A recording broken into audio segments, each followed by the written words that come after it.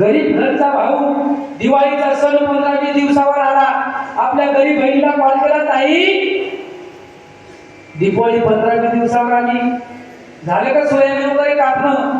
तिने सांगितलं, दादा यावर्षी तुझ्या दाजीने सांगितलं कधी पण काय सोयाबीन कापणं झालं का तू जा दिवाळीला. आमचं सोयाबीन 2 दिवसापूर्वीच कापणं झाले दादा, कधी पण तू न्यायले आज आला तरी माझी बॅग तयार आहे. दादाने सांगितलं, ताई उद्याच्या तुला न्यायला येतो. त्या बहिणीनं महाराज भावाची वाट बघितली, बॅग सर्व बांधून ठेवली आणि तो गरीब घरचा भाऊ आपल्या बहिणीला आणण्याकरता गेला. जात असताना मोटरसायकलवरून जाणार तो भाऊ श्रीमंत मुलीच्या दारामधूनच मला त्या गरीब घरच्या मुलीच्या घराकडे रस्ता जात होता. जात असताना हा गरीब घरचा भाऊ त्या मुलीच्या दारातून जात असताना त्या श्रीमंत घरच्या मुलीनं बघितलं, त्या माता मावळ्यांना महाराज माहेरचं कुत्र जरी आलं तरी आनंद होतो. कुत्र ते तर शेवटी मंडपामध्ये लग्न झालेले एका मैत्रिणीचा भाऊ होता. हाक मारली, दादा या ना चहा घ्या. सखोजी भाऊच ना तुम्ही, या चहा घ्या. तो पाहुणा आला, तो भाऊ आला गावातला, बसला. कसं काय ताई तुझ्या घरी? काय नाही दादा, सगळं काही सुरक्षित आहे, सर्व काही नोकरी चाकरी वगैरे सगळं घरी, शेतीबाडी आहे, सगळं काही आहे, चांगलं चाललंय. कोणी भेटलं होतं का आमच्या घरचं? तो म्हणलं, नाही ताई कोणी भेटलं नाही. काही निरोप द्यायचा का तुमच्या घरी? तिनं सांगितलं, काही नाही दादा, एकच निरोप द्या. दरवर्षी मी बघते तुमच्या बहिणीला नेण्याकरता तुम्ही 15 दिवसांना अगोदर न्यायला येतात दादा. माझ्या घरचे मला दिवाळीचे 2 दिवस आली म्हणता कॉल करतात, नाहीतर मग उद्या दिवाळी म्हणता आज संध्याकाळी कॉल करतात. कारण तिकडे श्रीमंती इकडे श्रीमंती, सर्व धंदे असतात, काम धंदे, प्रत्येकाचे उद्योग वेगवेगळे, प्रत्येक जण प्रत्येकाच्या उद्योगामध्ये बिझी असतो. म्हणून वेळेवर येतात, वेळेवर जातात. एवढाच निरोप द्या माझ्या भावाला, यावर्षी थोडं 2-4 दिवसांना लवकर न्यायला या. चहा झाला, चहा पाणी केलं. त्या भावाला सांगितलं, दादाने सांगितलं, हो ताई तुझ्या घरी मी निरोप देतो. इथून पुढे गेला आपल्या गरीब बहिणीच्या घरी. तिनं बॅग बांधली होती, लगेच तिथं नाश्ता पाणी केलं, आपल्या बहिणीला गाडीवर बसवलं. गरीब घरचा भाऊ आपल्या गरीब घरच्या बहिणीला घेऊन दिवाळीला निघून आला.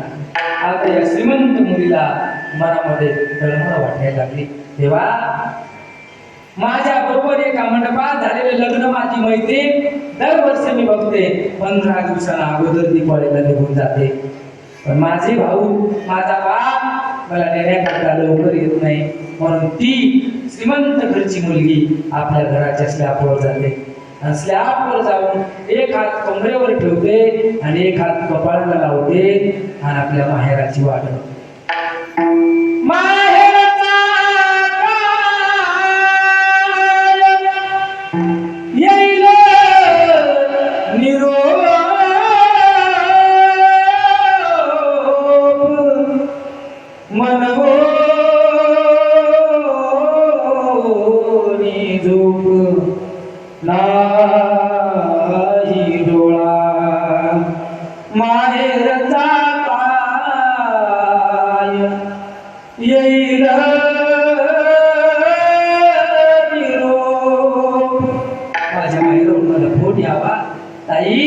यावर्षी येऊ का थोडे लवकर असं माझ्या कानाला ऐकू यावं. पण मी श्रीमंत घरी पडले, सर्वजण श्रीमंत आहेत माझ्या घरी, उद्योगामध्ये कोणीच मला फोन करत नाही.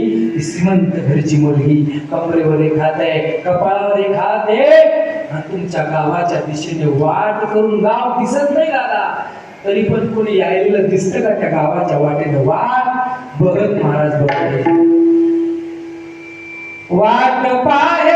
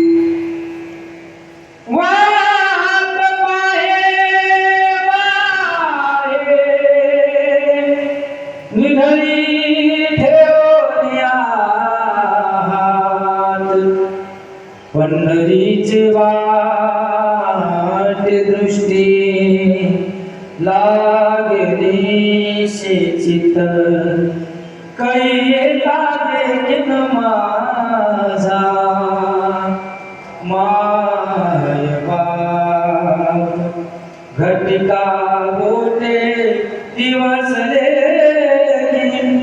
दरोनिया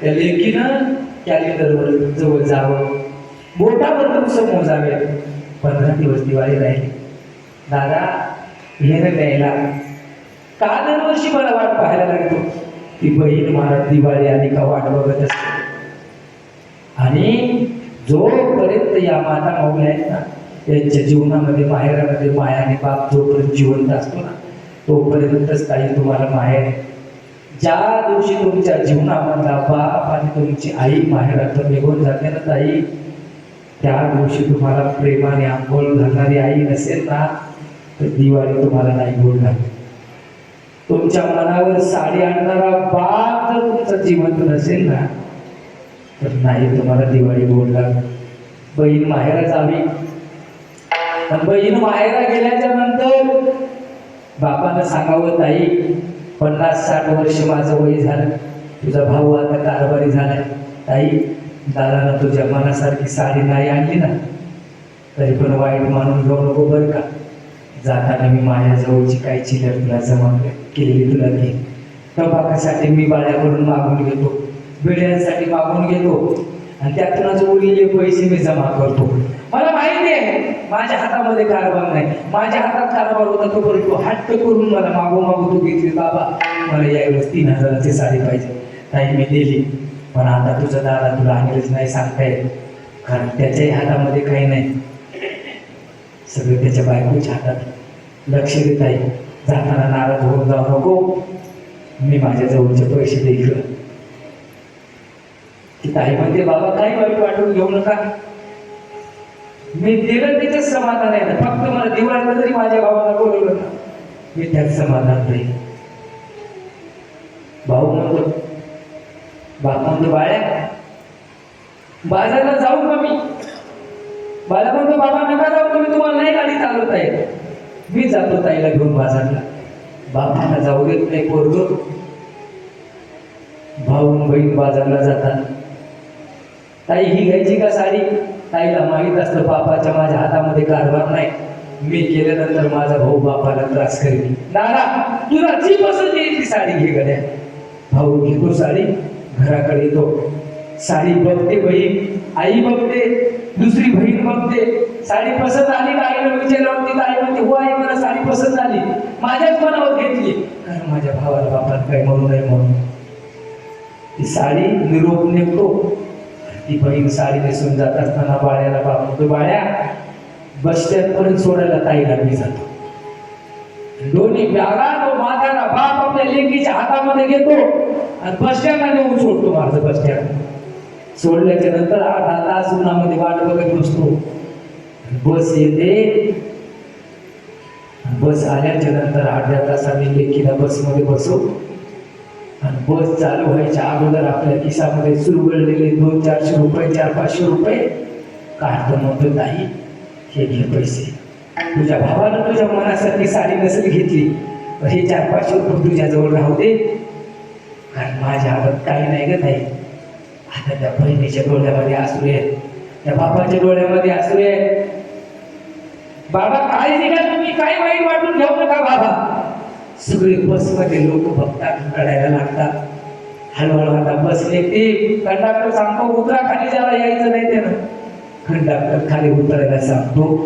बाबा आता पायरी येऊन उतरणार, बघितलं तर सर्व बसमध्ये लोक रडत आहे. लोक रडतात, यात नाही. लेख सुद्धा रडते, बाप सुद्धा रडतोय, ड्रायव्हर सुद्धा रडतोय. दादा त्या ड्रायव्हरला विचारलं का रडताय दादा? त्या ड्रायव्हरनं सांगितलं महाराज माझ्या सुद्धा पोटाला लेख आहे, माझी सुद्धा लेख माझी वाट बघत असते. पावलं पावलावर ऍक्सिडेंट होतात, रोड चांगले झालेत बाबा, माझ्या सुद्धा पोटाला लेख आहे. काय लेखीचं बापाचं प्रेम असतं, मला रडू येते. विचार करा, एवढा बाप प्रेम करणारा असतो, तो बाप जर महाराज आपल्या आयुष्यातून निघून गेला ना माहेरामधून, तर आपली दिवाळी नाही मला पोरगी होते. एवढं प्रेम असणारी ती लेक माहेरातून बापाची माहीची वाट बघते, कोणी येईल का मला न्यायला? कोणी येत नाही. दिवाळीच्या आदल्या दिवशी कॉल येतो, दिवाळीच्या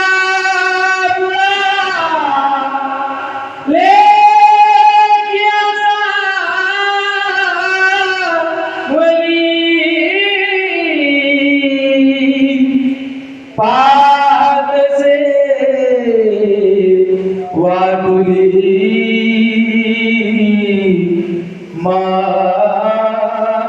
माऊलीची. एवढी आस त्या लेकीला आपल्या माहेराची लागते दादा. सर्व जणांच्या डोळ्यामध्ये हसू आलं. ज्या बापाला एकुलती एक लेक आहे, तो बाप आज खळखळ रडला गड्या. ज्या बहिणीच्या जीवनावर आपला बाप निघून गेला, ती बहीण आज खळखळ रडली. एकच विनंती करतो ताई, ज्या माझ्या तरुण बहिणी आहेत, ज्या माझ्या तरुण मुली आहेत, या ठिकाणी तुमचा भाऊ म्हणून तुम्हाला सांगतो ताई, एकच फक्त लक्षात घ्या, आयुष्यामध्ये आपल्या म्हाताऱ्या बापाची मान खाली होणार नाही. एवढंच फक्त तुम्ही वागा गड्या, आपल्या बापाची मान खाली होणार नाही. तुमच्या जीवनाचं कल्याण झाल्याशिवाय राहणार नाही. कल्याण लक्ष द्या. मागा आपल्या बापाला शिकायला तुम्ही लागला, हा पुण्याला हा पुण्याला आगळ्या आयफोन मागा 1.5 लाखाचा घ्या. आयफोन शिका, काय शिकायचं ते शिका, रूम करून राहा, काय पाहिजे ते घ्या गड्या.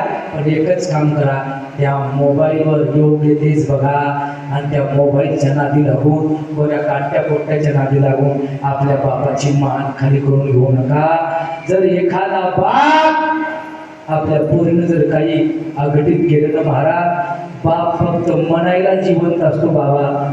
बाप ज्या दिवशी आपली पोरगी जाते ना महाराज दुसऱ्यासोबत, त्या दिवशी जिवंत असणारा झाडासारखा बाप मेल्यासारखा असतो. मेल्यासारखा गावात 4 माणसामध्ये बोलणारा बाप असू द्या, एका शब्दामध्ये गाव त्याला ठुकावं लागत नाही, एवढी हिंमत असणारा, निर्भय असणारा एका झाडासारखा बाप असू द्या.